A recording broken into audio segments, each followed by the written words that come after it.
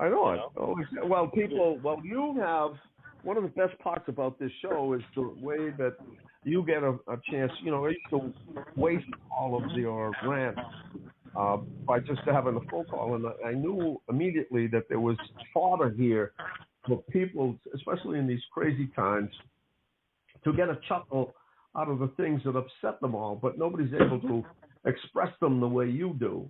And we won't mention the company you work for, but you are. Well, I was saying, I sometimes, I took a part-time job, and I wish that I took early childhood development, because I have to call 30-year-old people to say, hello, did you forget you had to be somewhere this morning? Oh, they walk around the office the other day like, what is it? What is it? Grown people can't get to work on time, Like the Second World War, they were all, yeah. They're sick of the greatest generation. By the time they were 30, lived through the Depression, went to World War II, got married, had kids, got a career, bought a house. These people can't get to work. People are nuts. I can't talk. I can't take it anymore. Today, I'm laughing. I'm walking my dog. I see this lady. She cuts in front of a trailer truck. The funny thing about the trailer truck, it said Nets on the side. That's the New England Tractor Trailer Trading School. So this lady not only cut in front of a tractor trailer, this is a guy that really doesn't know how to drive a tractor trailer. He just has the money for the tuition. How about the guy next to him? You talk about hazard pay. I see those guys. Tom, they got the guy driving the truck, the guy in the passenger seat. Every time I go by, the truck's going 6 miles an hour. The guy, the teacher, is staring out the passenger window. He's looking at me like, kill me right now, take me out. That's all they do. So I'm up and down the street. That's all these people do, up and down the street. Why do all these people want to learn to drive a truck? That's all they're doing. Every day, up and down the street, grinding gears. Oh my God, you don't want to make any money as a transmission shop. Just grinding gears, driving. It's crazy.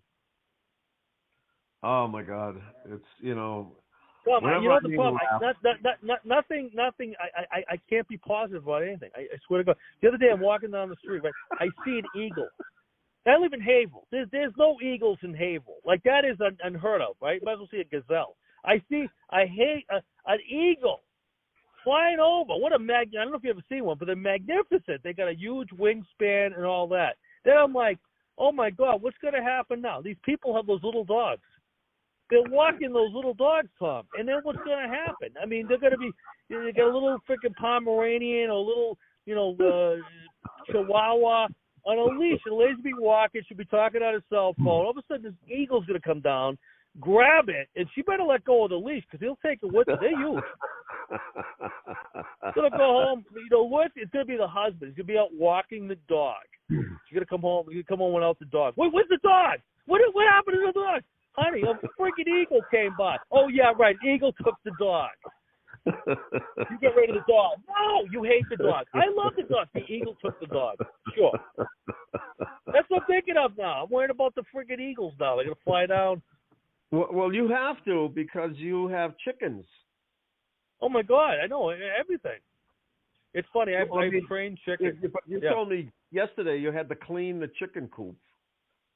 Oh, chickens, they're birds. I don't know if you ever have birds, but they're filthy. They poop everywhere, everything. And you go in, and one day my neighbor's like, she's Spanish, she goes, Pat, do you smell over there? And I'm like, I was in there yesterday. We had, soaking rain, and with the hay, the chickens kick the hay out of the coop, and then they push it on the ground. Then the rain hits it, then the snow, then the dirt, then the pee, and it makes this concoction that you can't believe.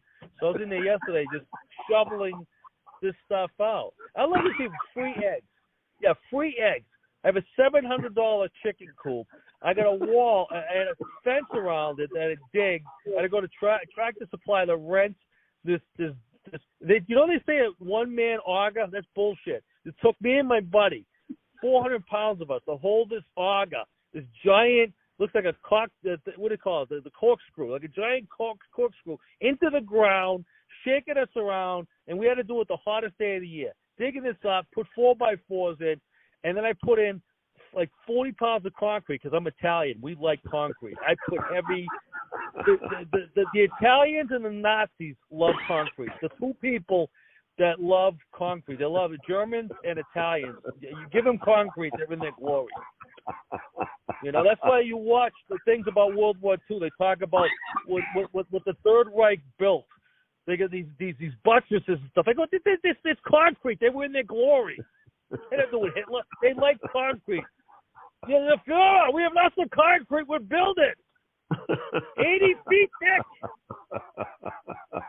The hell are building? When they built all this concrete stuff, they marched into France. It was amazing. The French are like, we can't compete with these people. We got concrete. So anyways, we dig the thing. I put the 4x4s. I got the fence. The chicken food. Tom, you know, if you want to get into the commodities business, right? Don't buy gold. Don't buy silver. Buy chicken food. It goes up $1 a month. $1 a month. It was it was $9.99 when I first got the chickens. Then over the last 3 months, 9, 10, 11, 12, it's $13.99. I said to the lady at the register, "What's up with this?" She don't know. She goes, "Well, I think fuel prices are up." Oh, what are you, an economist? While you're a part-time cashier at freaking Tractor Supply? The fuel went up 20 cents a gallon. That justifies $1 for every freaking thing of chicken food. Yeah, the chicken food. Well, yeah, you're right. Yeah, free eggs, stuff. Free eggs. Yeah. Free eggs. You get free eggs? You have any extra eggs? I go, I guess 5 chickens. They lay a dozen eggs a week. What do you do with them? I eat them. They're mine. I think I deserve the eggs. I got $4,000 invested in this zoo. You think I can get the eggs out of it? I'll give them to you. What? Now I'm at Xfinity. I got to go to Xfinity now. These jerks. I sit there. They send you, you know, when you set up, they give you the cable box, the remote, and all that stuff. You know what they say? These people are way too comfortable with the setup they have now. We have to change it. So they send you a kit. If you don't return the kit, they're going to charge you $500. You know, all those charges. So you sit there, and then you got to do it yourself. You got to install it. You know, now I'm a technician. I'm in there.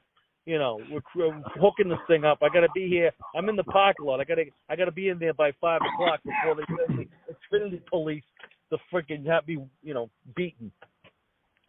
It's ridiculous. What you told me that your stepdaughter can do this, or a niece? Oh yeah. I have to recruit young. Yeah, Tom, I'm old. The young people know this stuff. I can't do anything anymore. They just Donna just dispels me from the room. You're an idiot. Just go sit down. Just sit down and just sit there. Don't talk. You know. No. Wait a minute. She came up and I want to go back to the chickens. Whose idea were the chickens? It wasn't your idea. No, it's like when you have a kid and they want a dog. I tell people, you want a dog, you better make sure you like the dogs. You know, you have a kid, want a dog. Yeah, because you're going to be taking care of the dog. The kids don't even walk them. I never, you know, Donna, get the chickens. We'll get chickens. Yeah, Donna goes out when it's nice out. Go take care of the chickens. She ain't out there in January. I am. I'm on every. I have to shovel the inside of the coop when it snows. We got heavy snow. I got to do my driveway. I got to shovel. They got little legs, Tom. They can't move. You got to, you know, they're in the coop. They don't know what's going on. What the hell is this all about? You know. And then you got to shovel. I got to go in there with the shovel. Then they're upset. They don't like me in there. You know. I'm like, hey, they used to be now, but I got to shovel inside. They're in the coop. And I got to clean the inside of the coop out. And then, you know, then they want to get out. And I'm like, what are you going to get out and do? I talk to the chickens like, what are you going to do? There's nothing to eat. It's snow on the ground. There's no bugs or anything. So then they're inside the coop. I got 5 chickens in a coop. You wouldn't believe the mess in there, you know. So the springtime, I'm like, let them out. Let them out. They go in the yard, they eat the bugs, and they poop out the outside of the coop. Well, but again, you know, the idea to have this came from your significant other, but she doesn't. Yes. She doesn't come out and get involved with it. She just kind of directs. No, you. She'll ask me how the chickens doing. I don't know how they look. They look healthy. They don't look dead, are they? You don't see dead chickens in the coop because they'd be dead if you were, you know, you were in charge of the operation. My girlfriend's a great delegator. She fucking delegates stuff. Did you feed the chickens today? Yes, I feed them every day. They're animals. They have to eat. They're like me. They have to eat. I go feed them. They love me though, Tom. I'm like Tom. I had the neighbors laughing. I couldn't. I should have filmed it. I should do this every once in a while. They go in the woods, right? And they're in the woods, and I got things to do. I got a life. I can't sit and watch them all day. So I'm in the woods, right? So I go out with 3 pieces of bread. They're looking at me. I'm walking into the woods. I clap 3 times. I go, chickens, let's go. Tom, they ran out of anywhere. They just 6 chickens simultaneously ran out of the side of the woods, ran toward me, and I waved them with the bread. They would come with me, and they followed me across the yard into the. They were laughing. They looked at like, you got to be kidding me. No, the chickens just followed me. And there was one, come on, let's go, the slowpoke, let's go. And it comes. And then and I just lure them into their cage, and I give them the bread, and shut the gate. They really can see the bread, enough to entice them out of the woods. Oh, Tom, this is what I'm laughing about. I got a dog. I love my dog. He's great, but he's dumb as a rock. I go to he likes to go for a walk, right? I go, Bentley, go for a walk. The dog's 10, right? I'm in the house. I'm in the front of the house, and the house on the other side. The dog. I go, Bentley, let's go for a walk. He's on the other side. Where the hell's the dog? I go around the cool thing. I go, Donna, this is ridiculous. I have a dog that's supposed to be very intelligent. I call him. He looks at me like a screensaver. I go to chickens, and they come to me. This dog is stupid. He's not a smart dog. I'm sorry. I mean, the chickens listen better than they don't listen for nothing. The chickens come. I'm not a chicken trainer. They came. Ridiculous. Now, did they come to you or they come to the bread? Well, they come to me. I train. I taught myself how to train chickens. What I do is I'm on my deck, and then every once in a while they come out, like they're in the yard on the outskirts, and I go, chickens, and I throw them a piece of bread. And I break up the little pieces, and I throw them the bread, right? And so then they know. And that's how I get them back into the cage. Now, do they prefer the bread to the seed or whatever you feed them? Yeah, they like it's like a treat. They like bread. Like yesterday, I threw peanuts out yesterday. Yeah. Is this your typical white bread or? Yeah, typical white bread that doesn't go up $1 a month like the chicken feed. And Donna goes, Donna's the food analyst. When the kid, she goes, they look hungry. I go, well, they like eating the bread more than she analyzed. They like eating the bread more than the chicken food. I go, I picked up the wrong bag of chicken food. What'd you pick up? I go, well, they like the crumbles, and I got the pellets instead. Oh, why'd you do that? I go, because the company puts it in the same color bag. That's why. They use a beige bag. You think they can make one a green bag and one beige, right? No, they got to use the same color bag, right? They only charge you $1 a month more. Why don't you put a different color? Put a tag. Put something bigger than pellets or whatever. So I grabbed the pellets, and they're eating. If they're hungry enough, they're gonna eat the pellets. She goes, well, you don't like it? I go, I don't care, dog. They're gonna eat the pellets. I'm not throwing it away. They're chickens. They're hungry. They'll eat it. Oh my God. Oh my God. They're nuts. That's like the time I had the dog. The dog, when I first bought him, we had to buy him the special science diet, special food that she had to get from the vet. That was like, $60 a bag, right? Then the dog, I had a cat back there with the litter box. The puppy was a puppy that he sneaks in. He's eating the stuff in the litter box. I go, that's great. I'm eating science diet and cat shit. What the hell is this all about? I don't think he needs a science diet. Does the science diet help with his digestion with the cat food? It's been a while since we've done one of these, and you certainly have energy. You're right back on the game. Oh my God! And I told you about the cat. What happened with the cat, right? No. Oh my God, Tom! I've had the same cat for, my God, 16 years. He's 6, and he was an indoor cat. Tell me that the cat lives outside. Yeah, so go ahead. So the cat, had him on the inside. Then I moved, and as soon as I got to the new house, he jumped out of the pickup truck. He runs into the woods. He disappeared for 2 days. I'm like, I don't. He must be gone. I mean, he's not. He's got his claws and stuff. But I go, maybe he's never been outside really that I can think of. So a couple days later, he comes out of the woods. He walks through the yard. So I went, all right, he's all right. So I started feeding him, and I tried to get him in the house. He wouldn't go in the house at all because him and the dog don't get along. So I have him outside. So we set up a little thing. I have like a lawn building, and I set up a bed and put his food and all that. Well, that's good in the summertime. But then the wintertime, he's cold, but he was all right. Made it through a couple summers, winters. So all of a sudden, the cat, we didn't see him for a couple of weeks. So I said, Dawn, have you seen the cat? She goes, yeah. So we walk in my dog at the time. There's a neighbor. He's got a garage door. It's open like a quarter of the way. So the cat lives in there. I said, the cat lives in there? She goes, yeah. She goes, I saw him in there. I go, well, that's nice. She goes, people leave the door open for him. I go, well, that's good. That's nice of them. He's inside. So he still hasn't come home. I see him once in a while. Then I went by one day. I'm looking up. There's they have a townhouse. They got the window. My cat is in one of those cat condos. You know those carpeted things?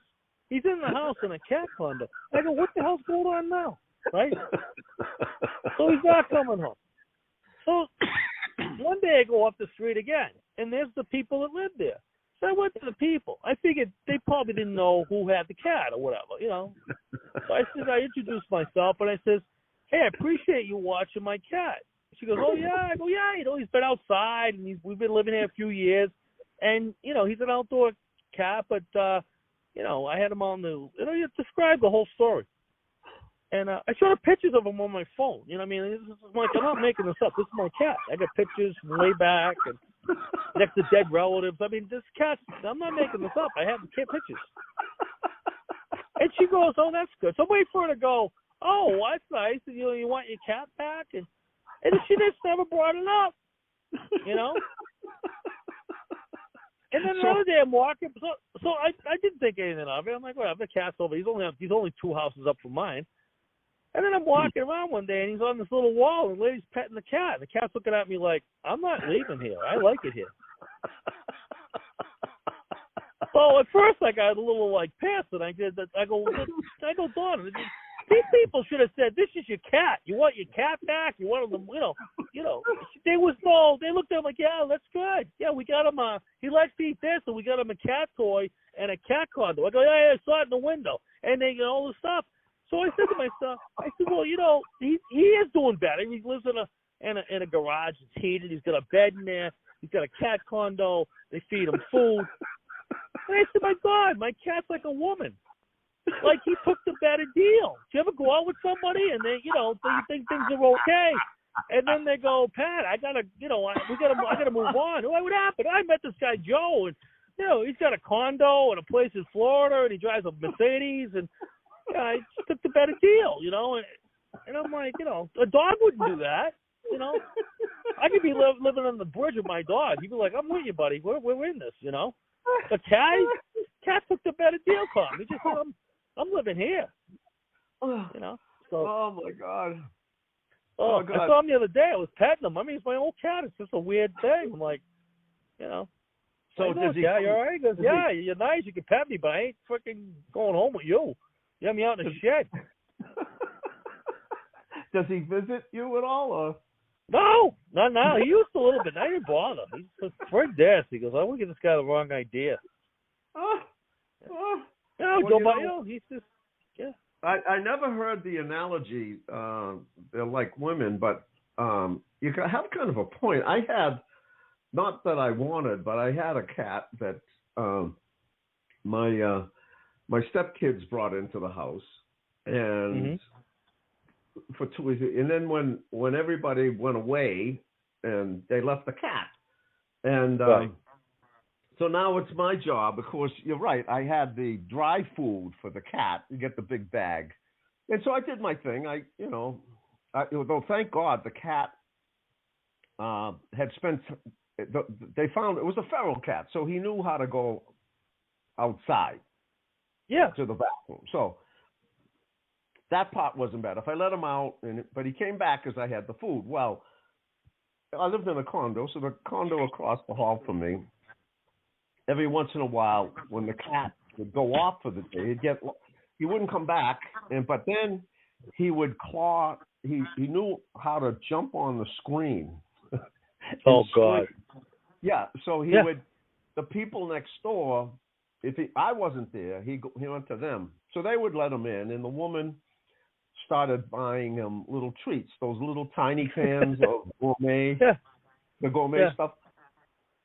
So I'm feeding him the stuff out of the bag. She's feeding him the little treaty things. Well, all of a sudden, he doesn't come to my door at all. He goes to their door because now he's gonna. Well, yeah, that ended it, which was a favor because I didn't like the cat anyway. But it ended it. I didn't have to worry about the cat because it was like a bad relationship. You said I can move on outside. I don't really like it anyway. Yeah. Again, the cat got a better deal. Why would I stay with you when next door I can get this stuff out of the can that costs $3 a little can? You want to feed me stuff out of a bag. What do you think I'm gonna do? You're right, and it's like a woman that all of a sudden the guy's driving a Maserati, and they're going to the Riviera for vacations, and I'm going to take her to the Cape, and I'm going to cook a dinner for her. What's she going to do, right? Right? I mean, you're taking it to the Sizzler, and this guy's taking it to Vegas for the weekend. Yeah. So you're right. I mean, I don't blame him. I mean, I couldn't meet this cat's expectations after he got a taste of the good stuff. Well, that's what happened. What happened with the cat? I got the cat. I had the cat a long time, and my dog was a puppy. He's a lab mix, and the cat would just go up to him and swat him in the nose. And he got a couple of scratches. And I talked to my animals. I said to the cat, he's getting bigger, like you're fully grown. He's just starting. Like, I don't know if, he's your size now. He's getting bigger. You better get along with him. Like, I don't know what you think. Cat walked around with an attitude. And then this dog got bigger, and that dog hates that cat.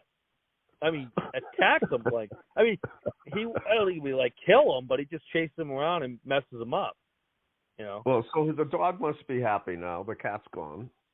Oh no, if I walk the dog, he'll see the cat. He'll want to charge after it. He's like, no, I'm not. He's not coming back. I think the dog went to charge after the chickens the other day. I grabbed the dog by the head. I go, hey, you know the eggs I gave you? That's from the chicken. You understand? we don't. They feed us. That's right. Dogs eat eggs, right? They eat. I make him egg. He loves it. You like those eggs, huh? You like those eggs? Yeah, they come from that chicken. You stupid. Leave him alone. And he did. Like I said, he's not a mean dog. He wouldn't Actually, my dog did kill. My dog, Tom. My dog. I swear to God, never worried about a kid or another dog or anything. He's very, very mellow, but he hates groundhogs. He kills them on sight. One day I took him in the woods. There's one across, right? He just charged it and just grabbed it, flipped it in the air, and snapped his neck. Wow. And he just dropped it. And I went, and he flipped it. I go, what'd you just do? He looked at me. I go, you just killed that animal. For what reason? And then another time at my yard, the same thing happened. The freaking thing was up on his hind legs, trying to defend himself, and I'm trying to get in there. Tom, he wouldn't stop. He kept going after that thing till he killed it. Wow. And he won't go after squirrels, or he won't go after anything, but must be in his breed. I think he's pot hound. And he just sees those things, loses his stuff. Amazing. Yeah. But Pat, I'm so happy. I mean, we didn't. This just started as a little phone call. You've been out of circulation for a couple of weeks, and I asked you. You've been real busy, and I asked you if you had a couple of minutes, and you said, "Yeah, sure." And it turned into a half an hour, unbelievably funny show. I think Oh, thank you. Yeah. Very funny, very funny. Well, I'm going to edit this a little bit because we got messed up in the beginning, but I think we're starting to get a following. People now ask, good. They request. Have you done any? We'll get those 3 people from England, and they can let us know what's going on. Hey, yeah. Did you ever do the Steve Katso shows? Remember that cable access? Yeah. It's the funniest thing. He goes, I go, well, Eddie. He goes, go down there, and it's like they made a big. You gotta be there for the show. You gotta be early, and you go in. He's got cameras set up, and it's like It was really good. Like, he did a very professional job. It was like really like, you know, an audience of people, and then I'm like, Pat, he even had a live band. He had a band, yeah. I was like, you're like, what? This is fantastic. And I go in and do a few minutes, and then I'm like, I talk to him, and I go, people around here can see this? And he's like, oh no. What? He goes, well, basically someone from England. People from England can see this. I go, people from England? I've been doing comedy for freaking 20 years at the time. No one believes I even do comedy because I play, you know, empty cinemas and stuff, like bars in Maine. And I'm like, finally, I'm on TV in a real show, right? So the only witness I have is some guy, you know, living in England. He's gonna go, you know, I have to call him and say, how was I? Is that all right? Well, you know, it's kind of, if you think of the appeal of that, it's kind of like this crazy thing that why watch something that's local when you can tune in? I mean, and that's the magic of the internet now and all the streaming. You can turn into some little city in England. I mean, if it was the reverse, and see this little production of, and it's local people who live there. It's, I guess it's like armchair traveling. You don't have to get on the planes or anything, but you can really get into what's going on in that community by seeing these local comedians and local interviews. And Tom, I'm telling you, I can't watch English stuff. I know you told me about The Crown and all this stuff, and I watch English TV. It puts me to sleep. I can't take. Then I always watch the serial killer guys and that and stuff, and then I fall asleep, and then I have bad dreams. Like, and then there was Cheryl from Tuscany, and that deadpan person. They found her missing torso in her head, and then it goes into my dreams, and I'm in England, and there's a Jack the Ripper chasing me. You know, well, they're just very deadpan. They're not emotional about stuff. They're like, you know, I'd be like, they found this dead body, like everywhere, there's blood. And they're like, well, they found the blood and the intestines. The woman was orange. Next we'll hear. Pat, That's like that. Now they're talking to Tom. This is funny, not to be funny, but we just lost the in England. The what was he? The Duke Ellington, whatever the hell it was. The Queen's husband there. Yeah, right? yeah. And then they're going. Well, it's good because Andrew, whatever the son, what's the one who moved with Megan? He's gonna come. Oh, he's coming back, and the two brothers are walking together. What do you think they're gonna do? A white trash, you know, funeral thing? It's like getting a fist fight on the front lawn. Mama loved you more. He's not hitting. The funeral. These are English people. These are royalty. They know how to act. All right, they're gonna act right. They're gonna act. Well, they like each other. A funeral. You think it's for a funeral? You know, they're not Italians. They're not going to flip up. Yeah. Well, and he lived to what? He lived to 100 or something. So. Well, they go. What is the Queen Mother going to do? What is she going to do? She's 99. I'm sure everybody she knows is dead. You're 99. You're it. That's it. You know. Who's she going to hang with? I mean, her death isn't a big surprise. She's 99. Well, you covered this earlier, and I'm going to recommend people catch all of the Pat podcasts because you talked about, you know, Prince Charles has no shot really at when's he going to be king, you know? Oh yeah, that's the thing. But Prince, that he's got to be the most. I would be so angry. I swear to God, my mother, I'd put a pillow over her face. Really, I'd be like, you are going to abdicate this throne. I would have did it when I was like 40. Especially when he was with Diane. He was never marital problems. You know what I'm saying? He might have said, like, you know, I'm having some issues with her. Maybe if I become king, you know, give me a little gravitas here. You know, might step it up a little bit. And she was giving him a hard time. You know, when are you going to become king? I'm sick of this castle. I want a bigger place. What are we doing here? You're the prince. The prince when I met you. I thought you'd do something with your life.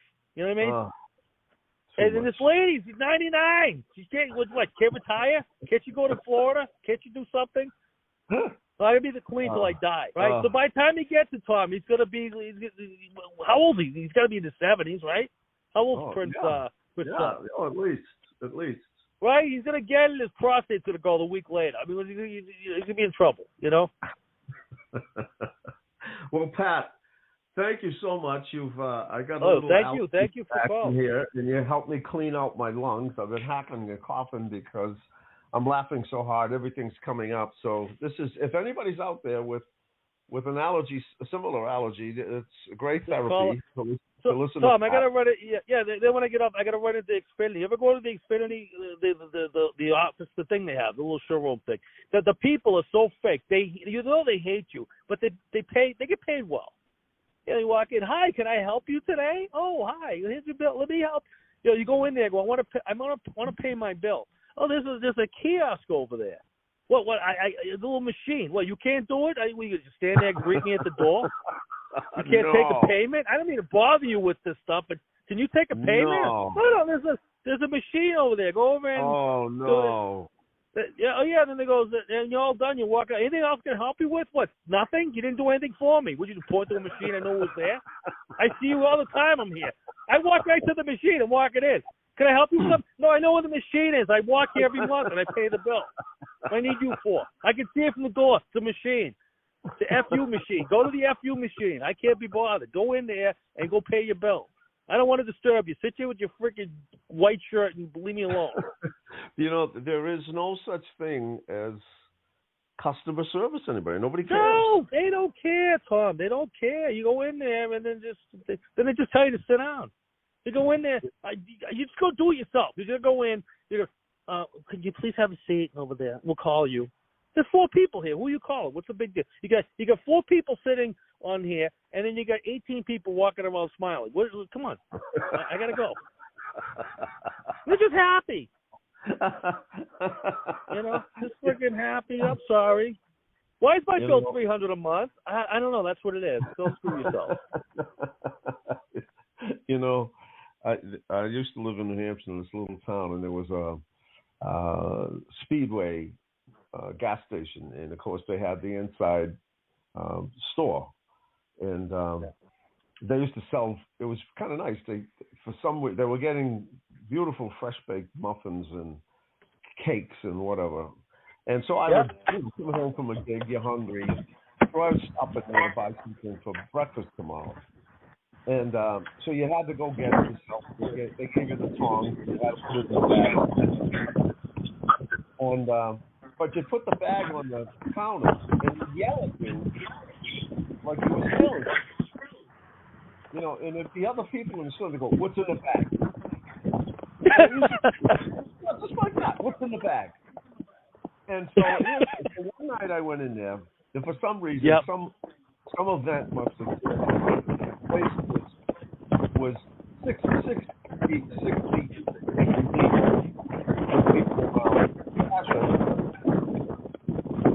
She said to me, put it on the bag, and she put it in. What's in the bag?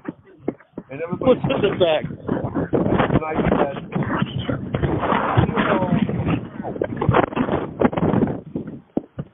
Did you hear me? No, because there's a wind blowing. Go ahead. I know. So I said to her, she said, what's in the bag? I said, a kilo of Coke. Pat, the people ran out of the building. Yeah. Tom, this is hysterical. I raced to Xfinity. Donna goes, the place closes at 5. They're open till 7. Right. Well, why don't you... Yeah, I'm buying... You know what the bag is for. You know there's a couple of muffins in there. Let's open up and take a peek. You know, and what? Are you going to trust me that I'm going to tell you there's a brand muffin when there's really one brand, a blueberry, and a corn? You know?